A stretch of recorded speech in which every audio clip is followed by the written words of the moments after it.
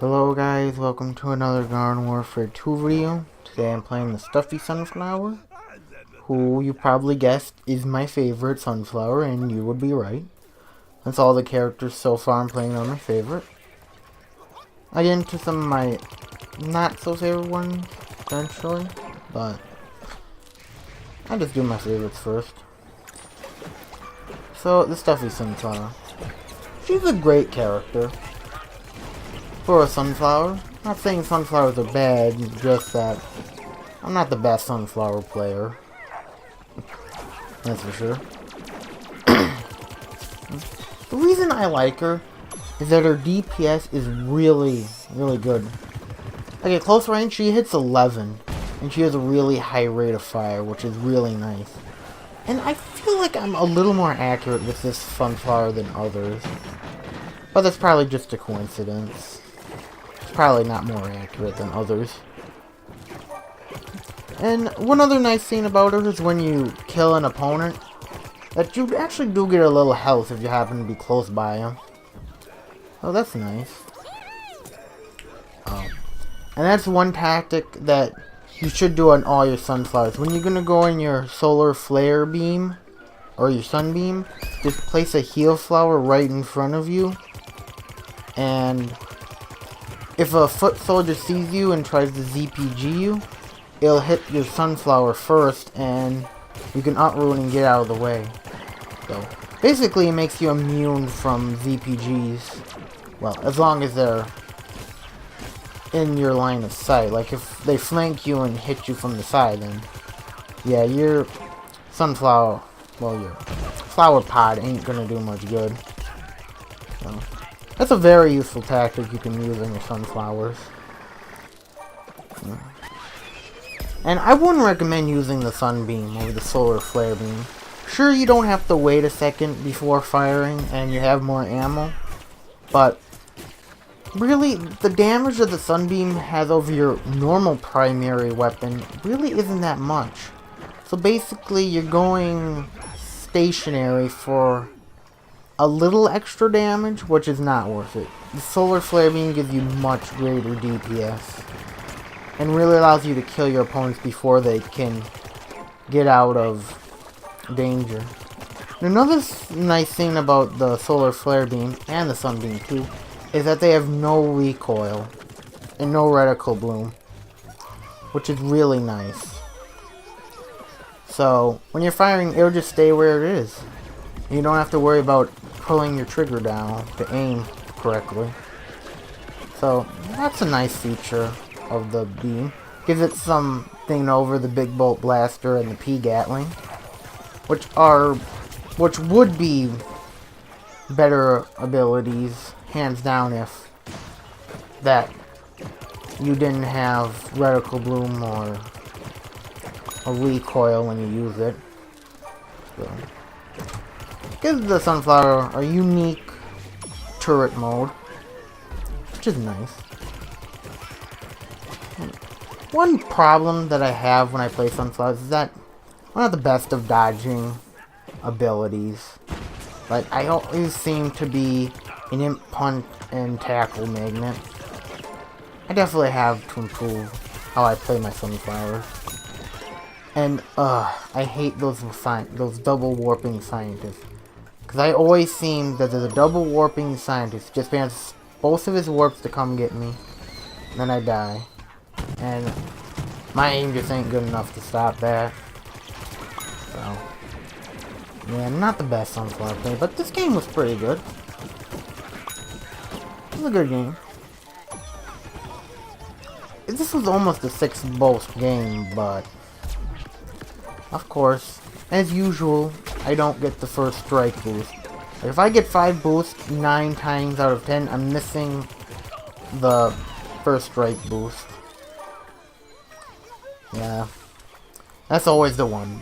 But one time, I actually got 5 boosts, but the one I was missing was the Vanquish Master boost. I only got one 6-boost game in my whole time playing this game. Kinda sad. In Garden Warfare 1, I actually got 3 6-boost games. And I drooped and I let little Drake's mech sneak up on me. So that wasn't very smart. Wasn't keeping my situational awareness. Yeah, situational awareness, one of the most important qualities you can have in this game, so you don't get taken by surprise.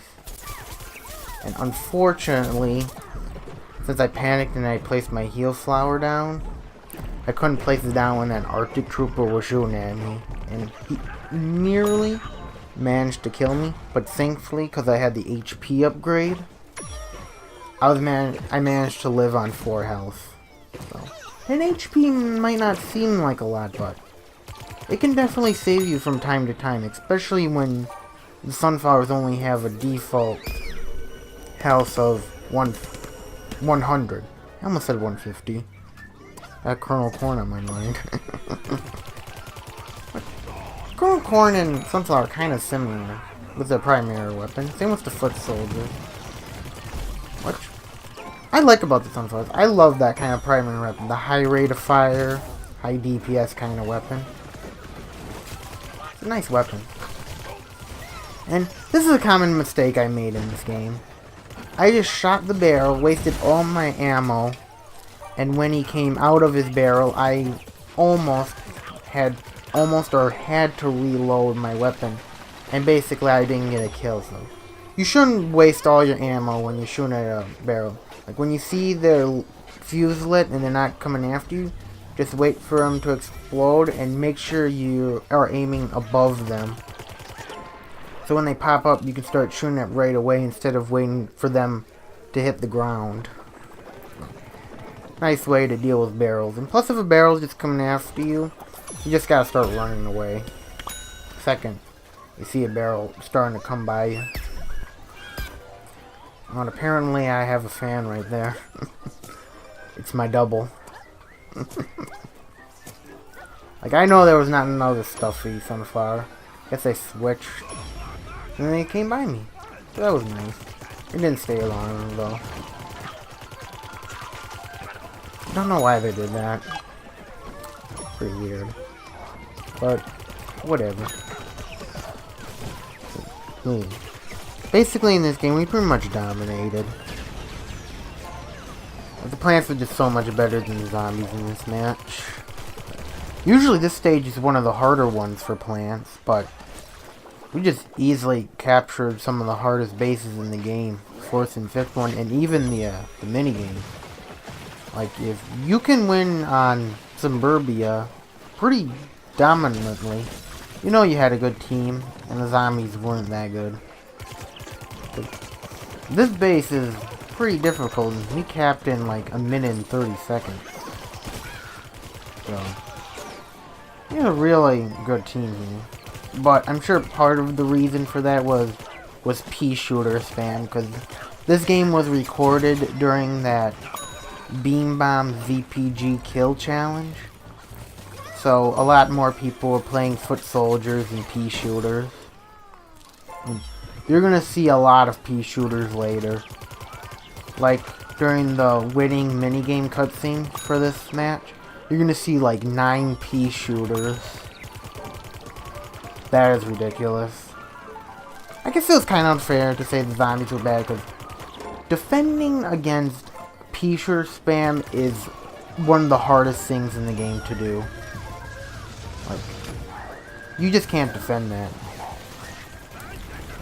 Like a while ago, I had a game where there was a bunch of pea shooter spam, and we barely won the minigame for the stage. We won it by the skin of our teeth. Like, it was really intense. It's a fun game. But kind of intense because of pea shooter spam. And, well, more importantly, beam bomb spam. You see quite a few pea shooters here. They're like we got like 5 on our team. It's gonna get ridiculous during the minigame. Yeah. Can't really beat the beam bomb spam. It's impossible. As you've seen me do a couple times in this game, I'm basically doing what people call a jump revive, where basically, instead of standing still when you revive someone, you hit the O button and then you start jumping. and then you can revive someone who will not be in a stationary target. So you can quickly revive someone without the penalty of being stationary. It's a really nice tactic to use. Only one that you should really use with a healer class, because the other characters just don't heal as fast, and there's really no point of healing someone if you're not a healer class. Of course, unless there's a Rose, an engineer that died by a teleporter. This imp, he really messed up here. He started off the engagement with an Imkata. Against the Sunflower, that's just not very smart. Because all they have to do is place their heal flower down, and then the Imkata's damage will be split between the heal flower and you. And basically, your heal flower is healing you, so basically the Sunflower is taking no damage, and they're shooting at you. And you're easy to hit, because your one saving grace of the imp is your inability to not take damage, but when you... sorry for my chair squeaking there, my bad. And where's it? Oh, when you're using Imkata there, damage is split, and you're just gonna die. So, yeah, rarely use Imkata. Not a very smart tactic. Especially against the Sunflower. Oh, and something imps love to do is the Gravity Grenade plus Imkata combo. That is not a smart combo. Do not do that. If you can see that a little later, where a Z7 imp, which has one of the highest DPSs in the game, did the Gravity Grenade plus Imkata combo to me. They would have killed me if they didn't do that. But they were not smart, and they just did the worst combo in the game. I say it's the worst combo in the game because it's just so common. It is an extremely common combo, yet it is extremely ineffective. Granted, I did that too when I started playing this game, but I quickly realized there was not an effective combo, and oh wait, I have primary weapons for a reason. Maybe I should use them. I guess imps will never learn that. But I'm not complaining, since it does save me time to time. In this minigame, I wasn't very helpful. Basically, just died a lot. So, wasn't the most useful teammate. And one thing that you should always do in this minigame is ignore the library and rush straight towards the gallery. Because the gallery is near impossible to win, well, to capture when you're plants. And if the zombies start just flooding the whole gallery, it's near impossible to take down. So you gotta get that ASAP. So just rush the gallery right away. And that was actually the first time I was ever vanquished by the guided Ultra Ball. Like, you might not believe that, but that was the first time I ever got killed by that. Not that I'm an expert at dodging it, it's just easy to dodge, and plus you don't see that many of guided Ultra Balls. Since it's not very good, it's just too slow to be effective. And if they made it faster, it would probably be too overpowered, so I'll just use the Ultra Ball on Super Brain. Guided Ultra Ball, not really worth it. So, we're actually gonna get the gallery. Thankfully, because of our beam bomb scam. But yeah, unfortunately my two pea shooter buddies there weren't very bright. And they just rushed right into the big bolt blaster. So, wish I would have had better teammates there. Bit disappointing, but whatever. I can't really be too harsh. I wasn't the best in this minigame, as I said. Just gonna die. Ooh, I just jumped down and oh great, there's a Super Brains and a Captain Partyman just waiting to kill me. Probably should have looked down before I jumped down there. Not very smart there. But teammates have almost captured the gallery already. So that's nice. We're basically going for the dining hall. Just gonna give some supporting fire to my teammates fighting down there. Like, the dining hall can also be pretty hard to cap if the whole zombie team is focusing on it, but it's much easier to capture because you got this opening on top that you can just drop some beam bombs down. Like, this is what I was talking about. Gravity grenade plus Imkata combo. With the Z7 imp, it's not smooth. Like, I knew he was gonna gravity grenade me, so you saw I placed my heal flower down there. And that just made the combo even less effective. Or the ineffective combo made worse. Right there. I just shot randomly. And I got 3 kills right in a row. Total nonsense right there. But yeah, all the beam bomb spam, we basically just capped this pretty easily. Not sure why that Toxic P didn't unloop to get this objective, but whatever. I was there to get it, and we easily won this game.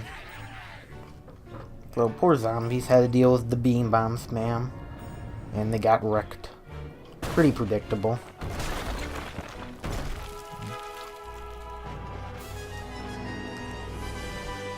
Yeah, look at that. The 9 pea shooters. 2 electro peas and 2 electro citrons and so many, and toxic peas, plasma peas, and agent peas everywhere. And then there's 1 stuffy sunflower. Damn you, Tribute on Fire. You stole my 6 boost game. No time for an outro, so goodbye guys. Thanks for watching. Hope to see you in the next video. Bye bye.